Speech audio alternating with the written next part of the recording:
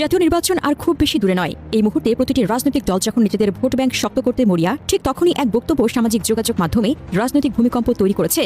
বাংলাদেশের কওমি মাদ্রাসা ভিত্তিক প্রভাবশালী সংগঠন হেফাজতে ইসলাম বাংলাদেশের আমির আল্লামা মুহিবুল্লাহ বাবুনগরী সরাসরি ঘোষণা করেছেন, মুসলমানদের জন্য জামাত ইসলামকে ভোট দেওয়া জায়েজ হবে না। এই একটি বাক্যে যেন জামাত ইসলামের সাজানো ভোটের অঙ্কে আগুনে ঘি ঢেলে দিল।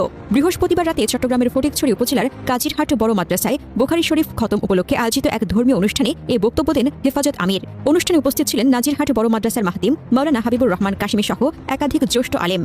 কিন্তু মঞ্চে দাঁড়িয়ে দেওয়া বাবুনগরীর বক্তব্য ধর্মীয় আলোচনা ছাড়িয়ে সরাসরি নির্বাচনী রাজনীতির কেন্দ্রে আঘাত হানে।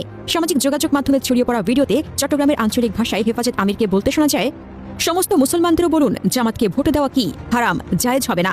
এরপর পাশেই বসা চট্টগ্রাম 2 আসনে বিএনপির মনোনীত প্রার্থী সারোয়ার আলমগীরকে দেখিয়ে তিনি বলেন, আমরা ওনাকে ভোট দিচ্ছি তা না, ওনাকে সামনে রেখে ওনার মাধ্যমে আমরা জিহাদ করছি। কার সঙ্গে? মওদুদের জামাতের সঙ্গে। হেফাজত আমির আরও বলেন, আমি ইলেকশন বুঝি না, এটা জিহাদ। আমরা যদি কঠোরভাবে ভোট থেকে জামাতকে বঞ্চিত করতে না পারি, তারা যদি বাংলাদেশে আসে তাহলে ইসলামের গোড়া কেটে ফেলবে, মুসলমানদের গোড়া কেটে দিবে, তারা রক কাটার গোষ্ঠী।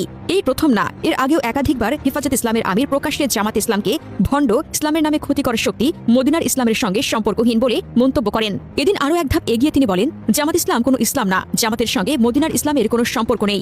এমনকি তিনি দাবি করেন, কাদিয়ানীদের দিয়ে জামাতের যত ক্ষতি হয়েছে, জামাতকে দিয়ে তার চেয়েও বেশি ক্ষতি হয়েছে, এবং আসন্ন নির্বাচনে জামাত সমর্থকদের বর্জনের আহ্বান জানান। এই বক্তব্য এমন এক সময় এলো যখন জামাত ইসলাম মুসলিম ভোট একীভূত করার চেষ্টা করছে।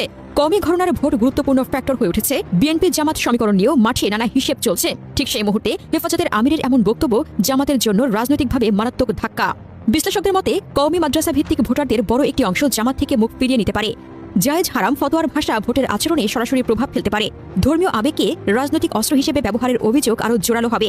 একটি বিষয় স্পষ্ট, এই বক্তব্য কেবল সামাজিক মাধ্যমে ভাইরাল হয়নি, এটা নির্বাচনের মাঠে নতুন মেরুকরণ, নতুন সংঘাত আর নতুন হিসেবের জন্ম দিয়েছে।